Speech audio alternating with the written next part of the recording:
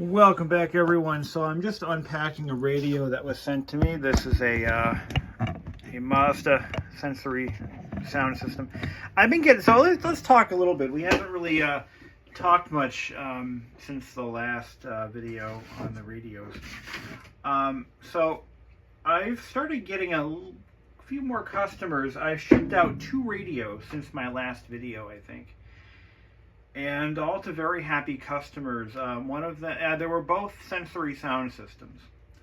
So this one just came in the mail. I wanted to unpack this on camera to show just how not to pack a radio. This is inadequate. This box is too small.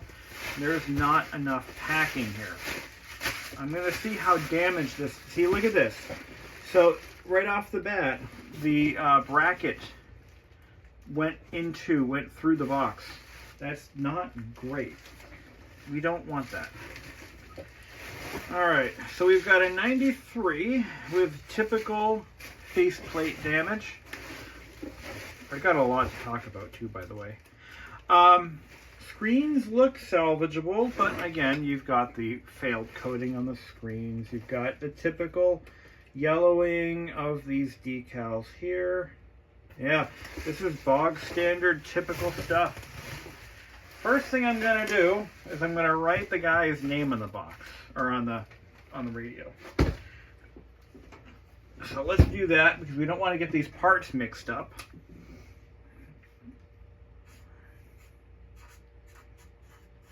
I think I spelled that correct. Jurish. G-U-R-I-S-I-C-H. Jurassic? Yeah, whatever. I'll know what it means. Ooh. Ooh. Ooh, ooh, ooh, ooh. Alright, Mr. Jurassic. Or Jurassic. Just so you know, this is how it arrived. Okay, and that was because it was inadequately packed. Not only that, but shipped USPS, and they don't necessarily take care in shipping things.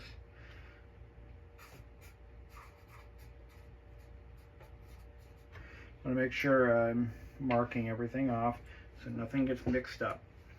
Okay, when I restore this faceplate, it is not going to be the one that came with it. Little twist there. You won't necessarily get the original one when you send me a radio. You're not going to get the original one back. You're going to get a different one because I resurface them. I do multiple ones at a time, including some spares. That way, when I send out or when I have a radio come in, there's a really good chance that I'm going to have a faceplate ready to rock. I don't like the noises this thing is making. Makes me kind of nervous. This thing got damaged in shipment. So I've had enough of these apart. I can do these blindfolded now. Pretty much. They're just, they've become kind of old hat. So a couple of things I want to talk about while I have your attention. So I brought my Miata to a local Miata show. This is an annual event at the Lars Anderson Auto Museum. By the way, if you're in the Boston area, I highly suggest you check it out. It is billed as America's oldest car museum or collection. Oh, look at that. This faceplate is damaged. Possibly damaged in shipment. We're going to have to fix that. I'm going to have to repair that somehow. Okay, so what I'm hearing appears to be parts of the CD mechanism just kind of chilling, sitting on springs. That's good. All right, let's power it up and see what the kind of condition she's in, because I'm not feeling confident in this one. I'm really not. It is damaged. I'm looking at the back here. All right, so we got the faceplate that's falling off of it. Okay, that's not, yeah, you know what, look at this. It got hit hard in the front. You can see the markings right here. You can see where this faceplate got smashed in. This is the second one I've unpacked, and I fear there will be a third that was damaged in shipment. Looking at the back here, that's interesting. I don't remember noticing this being detachable before. Oh man, you guys got to pack these well. This is so. The last one I did for another person was also damaged in a similar fashion. So I don't like seeing that because it reduces the success rate that I'm going to have with this unit possibly. The more damaged it is, the less likely I'm going to be able to save it. Anyway, I was at a car show, and I chatted with a few folks. I put a little sign on my car that states what I do and services I offer. We didn't talk pricing. And I talked to any Miata owner who's ever looked for audio replacement speakers is aware of a company called Third Millennium. Third Millennium, they build replacement speakers. Now they're closer to the stock speakers than anything else. They're not, high-end speakers, but they're very well made. And I actually have a set of them that I was using in my car, but I put my factory Pioneers back in. Third Millennium makes a nice set of replacement bolt-in speakers for the headrests as well as the doors. And I talked to him about what I do, and he was telling me that he turns down around 20 clients a month who keep asking for radio repairs. Like, well, yeah, you can do speakers, but do you know anyone who does radio repairs? So I gave him my card, and he may be sending me some business, which is very cool. I think that's very nice. So I have no problem plugging his business. I think he's the only guy that makes speakers for the Miata specifically. And again, they're good products. I do have a set myself. I just choose not to use them. I've got the stock speakers in mine right now. Anyway, let's take a look. So we're going to take the camera and we're going to look at this unit. All right, Mr. Jurassic, what do we got?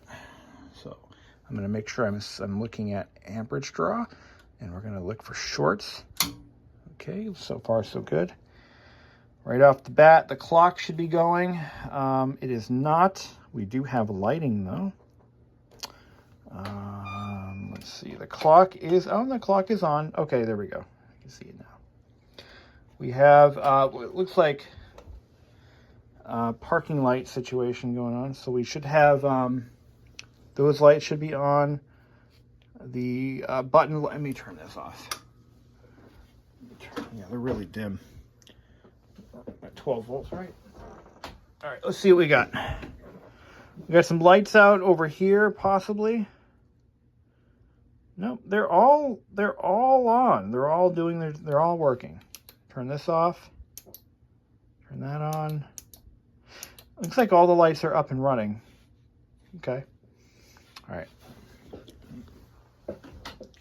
Okay, that's a good sign. There we go. Gotta love that new old stock 1982 Luxo lamp. That was a good find. I paid dearly for it though. It's a new old stock Luxo lamp from 1982, and it works perfectly. It should. It was new in the box, but anyway. All right. Start off with a tuner. FM.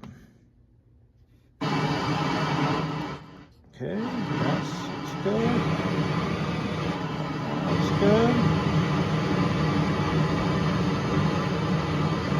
That should be a little crackly there. That's all right.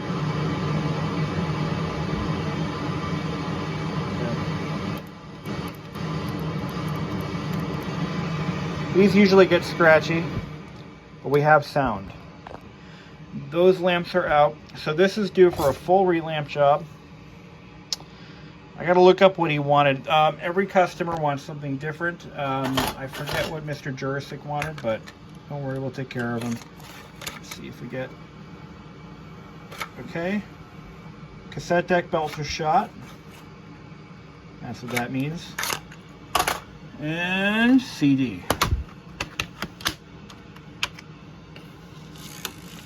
Usually they load okay. No spin situation. Oops, I did that. Oh. Looks like the, oh, gross. Alright, so this one's got roller disintegration. Oh boy. That's not something I've encountered yet. That's a new one. See, what you got here is, it looks like glue, and that's because the rollers, oh, it so wants to. Yeah. Yeah, I think she's done for.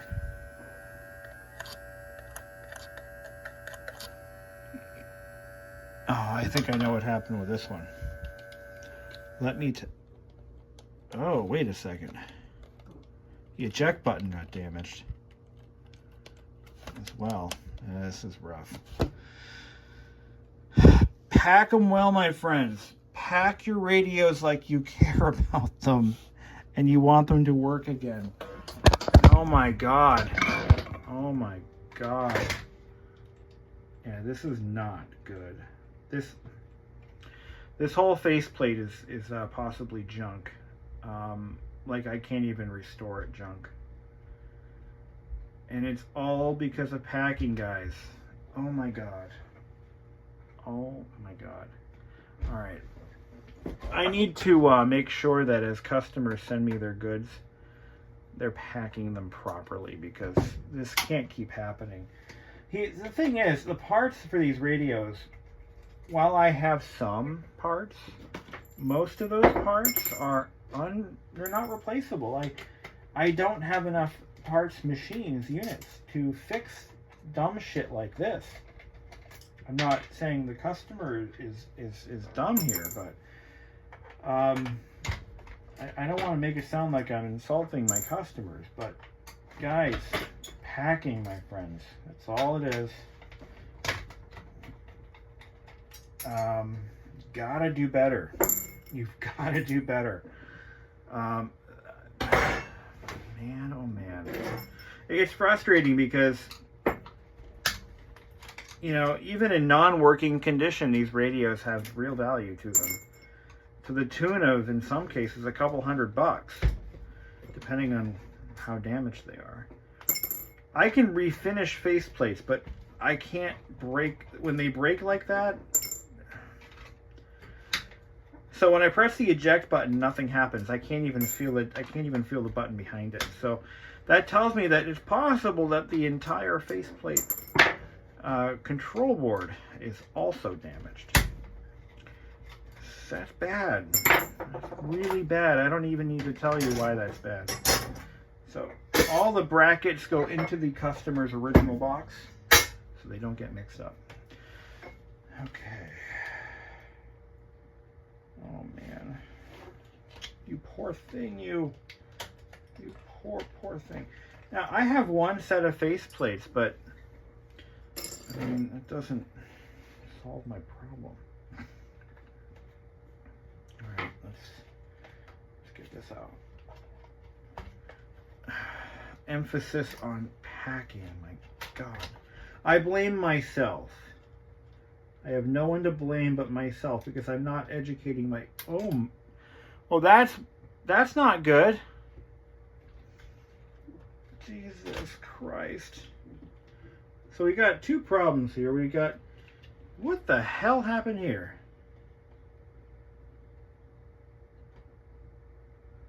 So the eject key, this part of the board, it jammed up against something. So this thing got hit so hard in the nose that the solder connection right here rammed into, it looks like it rammed into the chassis from the back. So the button is damaged, the faceplate is damaged. I don't know if we'll be able to save that or not. But when parts from the CD player mechanism start falling out, you know you're in trouble. Oh my God. I'm gonna reach out to this poor gentleman. I want to emphasize that I'm not mad at the customer, but if I am gonna send something that's valuable to me cross country, I'm gonna pack it like I mean it. I guess. Well, I've been shipping stuff since I was a kid, and I've done some dumb things. One time, I shipped a Macintosh Plus across the country in an ill-fitted box. I was a kid. I was like 12, maybe 14. I forget. I was young. And look at that. Look at that. The whole thing just fell apart. Anyway, I shipped this thing across country, and I was using like whatever I could find as packing material, whatever I could come up with. And it was comical because I had some old bath towels in there. I had just whatever I could come up with. Oh my God. Can we save it? I think we can. I think we can save it. Let's give it a try. Undo these. Take these pieces out. Oh my God, this thing got hit hard. Real hard. That's what happened to it. And I'm talking slammed. Fucking slammed into. You know what I recommend is, number one, I gotta give him credit, he used bubble wrap.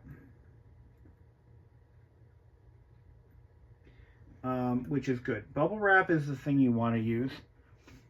Don't send me a radio and packing peanuts, because I'm probably going to just send it right back. And no, seriously, I won't do that. But yeah, don't send me one in packing peanuts, because that's just ridiculous. Packing peanuts are not the answer. I don't use packing peanuts ever. It's just it doesn't really do a very good job of keeping things in place. Alright, so now we're going to attempt to drop this screw in.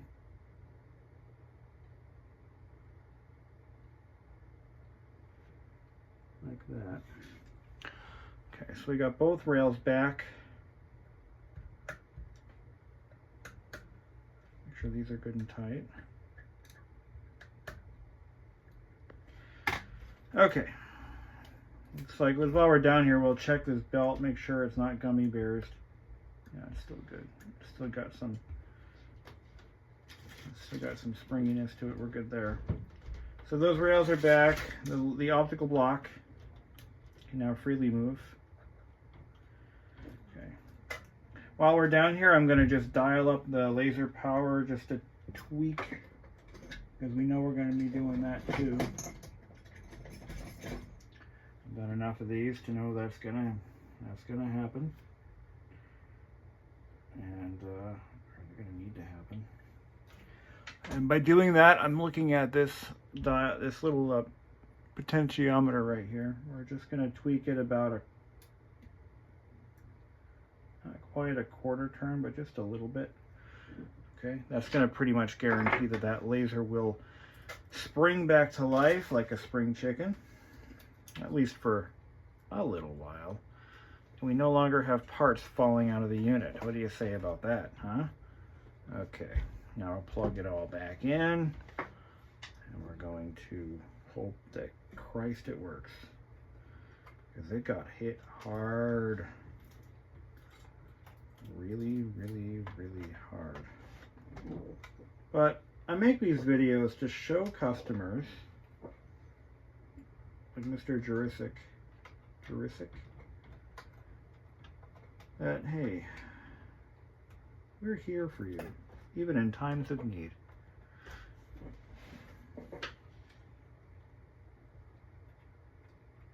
And I want my CD back, goddammit.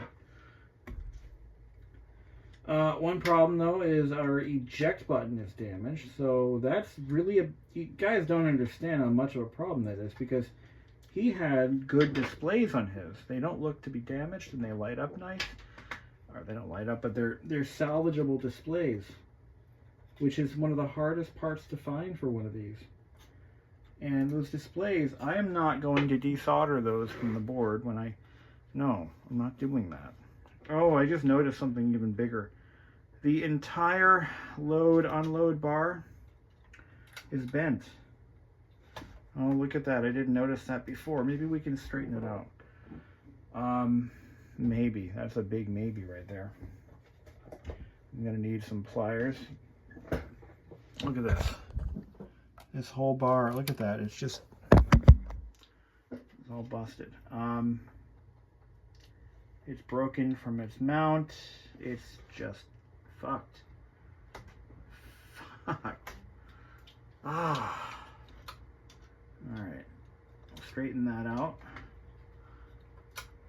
Bend this one back where it belongs. It's going to be a bit tough, but I just broke it off because shit. That's bent too. Oh my god. Alright, I got it together. Everything seems to be lined up okay. Now I just need to fit this spring to here. And we should be able, at that point, to at least test it. See if it's going to work again. And we are almost there. This is actually the spring is for a different application, but it will work. I think it'll work. But I will never find the spring that belongs here. You know, this isn't the end of the world. If this doesn't work, I have one or two possibly decent cassette units. I meant CD player units that I can just swap in, and we'll move on to something else. I also need to confirm what his requests were for mods and such. So, if anything at all.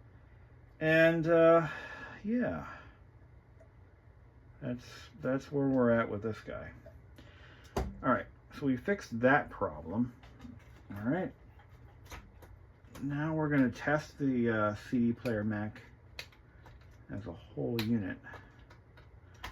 And just hope it works, because, again, I'd like to not use parts if I don't have to. If I can save the customer's original parts, I'd rather do that. Because I don't want to have to charge for a complete CD player mechanism. Why? Because I don't want to. But if I have to, I will. Or I can give them the option to say, you know what? CDs are so 1995. Let's just not. Alright. I don't think that's what we're going to do, though. I'm a little worried, though, when I tear into this faceplate, what I'm going to find, because it's not good. I also found a damaged wire. A wire that had been pinched. That goes to this board right here. Not something you want to find in a... no, you don't want to find shit like that. Not here, not now, not ever. Alright. Oh, more damage. Found this is bent. It's not supposed to be like that. So we'll straighten that out. Oh, that fits together nicer. Turn it on. Should probably hook up the ground wire. That's always helpful. Gonna need the ground wire for the testing of all this. Get different screw in there. Okay.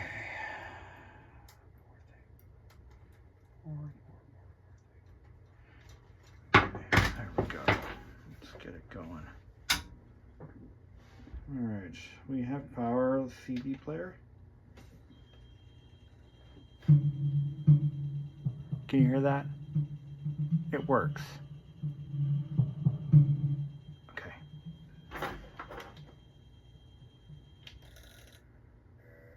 Track 2. Oh, this CD. I can't eject it.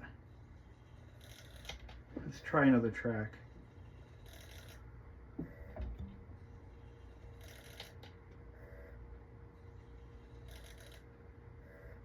Try.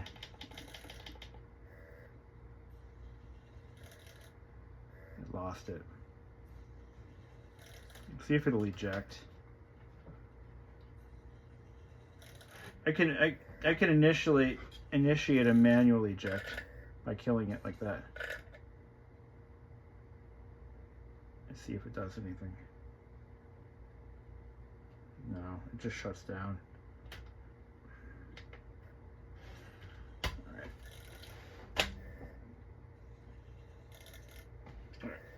Let's do a manual eject. You just take these 2 conductors and just...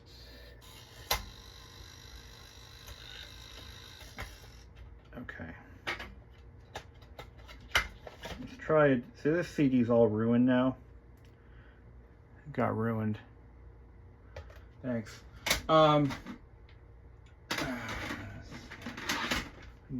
No, those are 2 very good CDs. This one's kind of trash. We'll put this one in.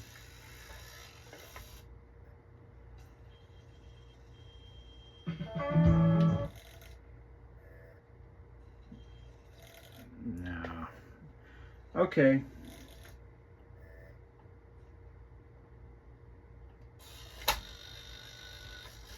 Okay, I'm sorry, son, but your CD player is no damn good. We're going to have to swap it out. So let me inform the poor customer about that, and we'll move on with something else. Okay, so we have a baseline to work with. We know what, well, nothing works on it, so we know that much. Nothing works. No CD, no cassette, broken faceplate, but we do have good screens. And we have a complete set of knobs. I mean, that's something, right? Okay, let me put this in its appropriate container. And I'm going to take a look at our next victim. Patient. See, we're trying to help, right? We're trying to solve problems, not cause them. Let's take a look at our next patient. I'm going to see what he wants to do. I'm going to charge him for another CD player if he wants it. I think I put enough time into that one. I know it's been hit so hard that it doesn't even know what day it is. This next one looks just as scary. The box is lightly crushed. This one comes in from Tennessee. So I don't want to show the address on the camera, so I'm going to just crack open the box and have a look.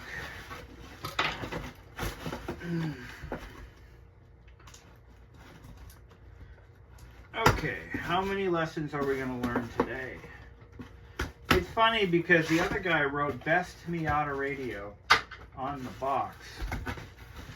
Well, there's something about that, son. Okay, this one, all right, looks pretty bad too. This is actually worse. All right, I didn't know that was possible. All right, we've got a Panasonic head CD unit, 1C01 CD, which I know how to fix those now. And oh, this is so bad, my friends. Guys, come on. Learn to ship some. Okay. Ooh, another one. It's got the Japanese lettering on it and everything. I like these. I gotta be honest, I like these radios. This particular, I hate to say it, but I wish my car had one of these. I really do. But I could never swap it out because mine was a factory body Sonic car, and I just couldn't do that to it. But if I had one of these, I'd be happy. I would be very happy with this. All right, let's see what we got with this one. This guy, I think he asked me for a Bluetooth mod, which I told him I'd look into it. I should be able to fulfill that. The mods, the Bluetooth mods on these are a little bit involved, but at least I don't need to worry about faceplate surgery or anything like that. So I'm happy with this. Okay, so let's get our ground wire hooked up. Okay. Now, power it up. Let's see what we got. Okay, looks like it does a basic power up check. Let's put a CD in it, see if it works.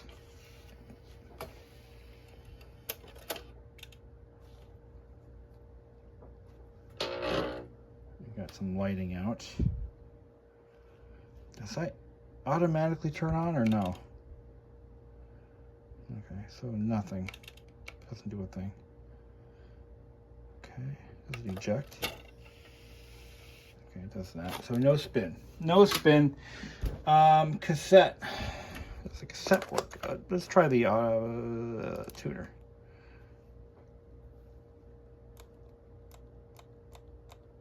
Nothing. Nothing. No audio from the tuner. And cassette deck is predictably frozen. Okay. That's too bad. That's too bad. It doesn't do a damn thing. Nothing works. All right. This one I may reject this one and send it back.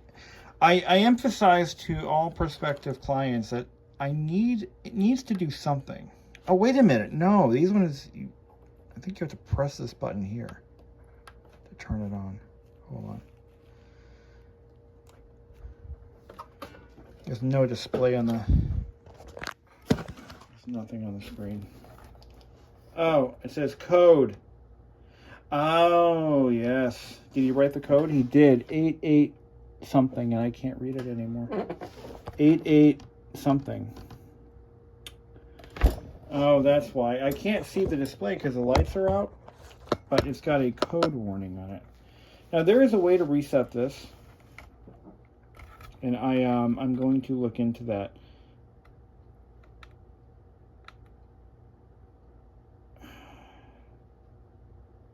Eight. Where do I put in the 8?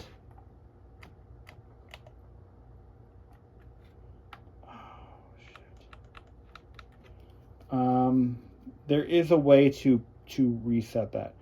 I have the instructions are out there. Should be simple enough. Code 88 something something something.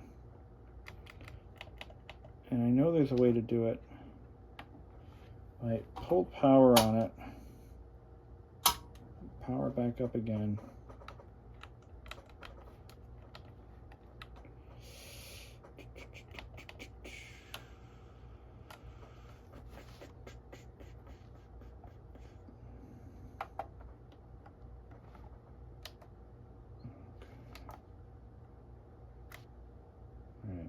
Well, it's getting kind of late. I'll play with this guy later. Unfortunately, I can't read that code. I'm going to look into resetting it, though. I know it can be done.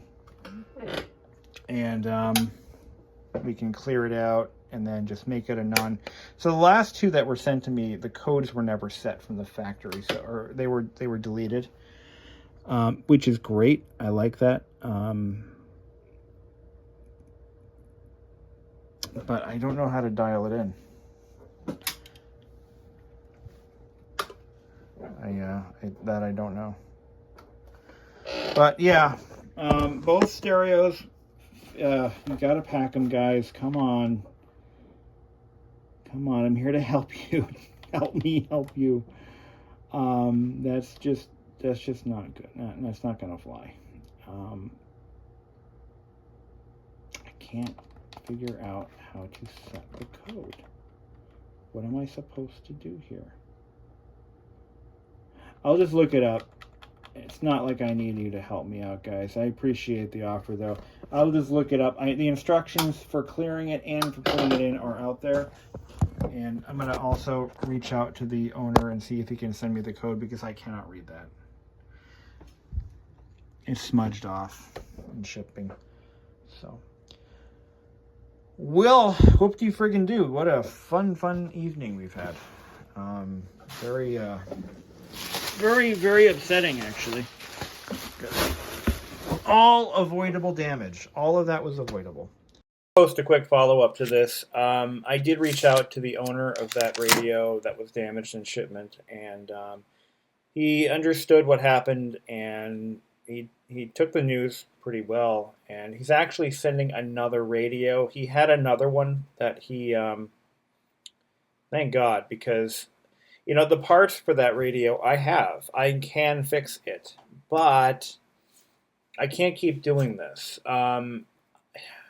It's just, again, every time a radio gets damaged in shipment, it loses some very valuable, hard-to-replace components. I mean, it goes without saying, especially if it's a radio that wasn't very common to begin with, and these were not exactly in every Miata.